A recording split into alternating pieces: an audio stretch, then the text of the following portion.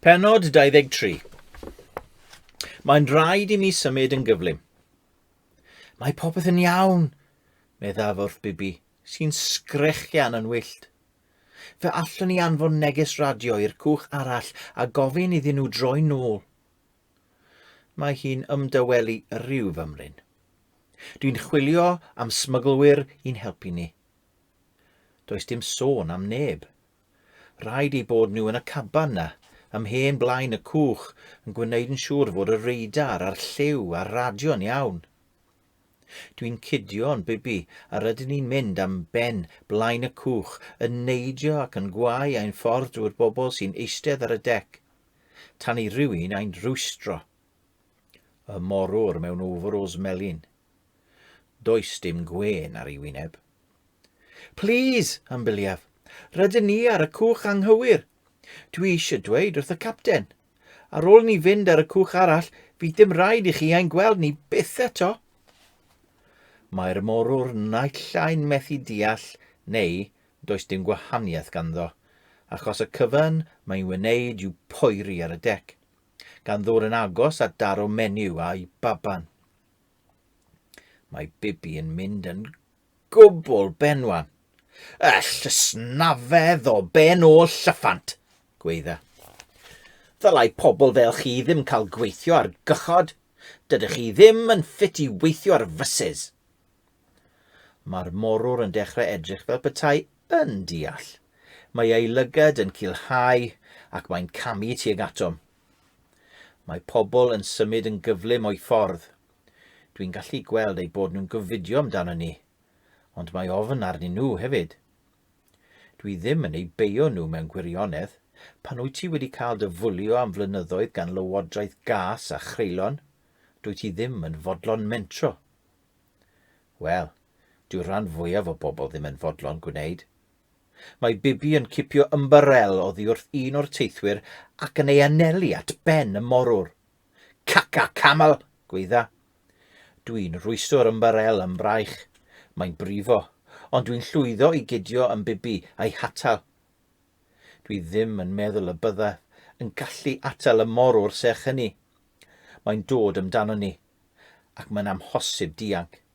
Mae pobl o'n cwmpas ni I gyd.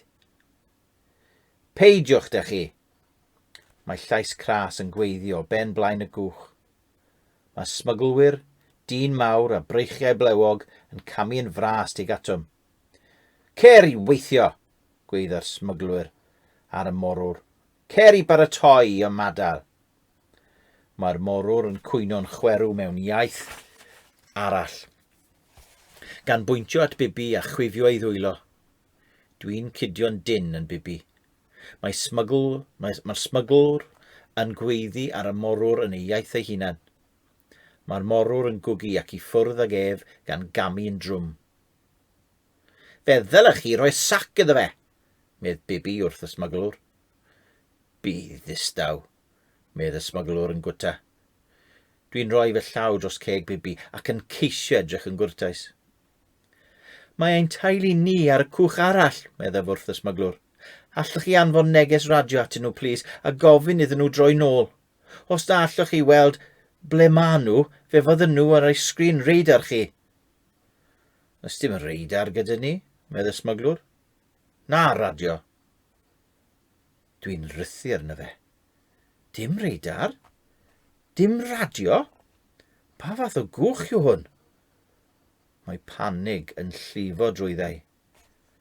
Mae rhaid ni fynd ar ei ôl nhw, gweithaf. Eisteddwch, ria'r smyglwr. Byddwch ddistaw, neu fe dafla'r ddau ohonoch chi oddi ar y cwch fy hunan. Mae sawl ffrwydryn tir yn chwythu tu mewn I mi. Dwi'n gallu gweld bod Bibi yn gwneud ei gorau glas I ryddhau ei cheg, ond dwi'n tynnu anadl ddofn iawn ac yn tynnu Bibi I lawr ar y dec. Mae smyglwr yn edrych yn gas arnom ac yn cerdded I ffwrdd. Mae llygad Bibi yn fawr gan ddicter.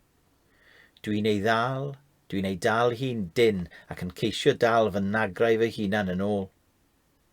Does dim pwynt, meddaf wrthi. Os byddwn ni'n ei cynddeirio nhw, chawn ni ddim mynd i Awstralia a welen ni byth mo mam a dad eto. Fe fydd rhaid ni fod yn amyneddgar, dyna i gyd. Dwi'n syllu ar draws y dŵr. Dwi'n gallu gweld y cwch arall, yn bitw fach a bron o'r golwg. Dwi'n troi fy nghefn arno, ato. Gallai un o'r ryfelwyr yr anialwch nofio draw a chydio yng nghadwyn angor y cwch arall a nofio nôl gan lusgo'r cwch arall y tu ôl iddo. Ond nid un o'r ryfelwyr yr anialwch ydw i. Dim ond plentyn sy'n ceisio cadw ei deulu gyda'i gilydd. Ar ôl ychydig funudau mae Bibi yn dechrau crio, sy'n gwneud iddi ymlacio ychydig. Dwi ddim eisiau bod yn amyneddgar, llefa. Dwi eisiau mam a dad. Dwi'n gwybod, meddaf. A finnau hefyd. Medd llais y tu ôl i mi. Mae fy rieni i ar y cwch arall hefyd. Dwi'n troi'n sydyn. Mae rhywun gwlyb a wyneb trist yn estyn rhywbeth i mi. Fe ges afel ar ein pêl ni, medd y bachgen o'r gwersyll. Dwi'n syllu arno ac yn teimlo'n hynod o euog. Roeddwn i wedi anghofio popeth amdano. Rhaid bod rhywun wedi codi a bachgen o'r dŵr. Rhaid bod rhywun wedi ei godi a bachgen o'r dŵr hefyd.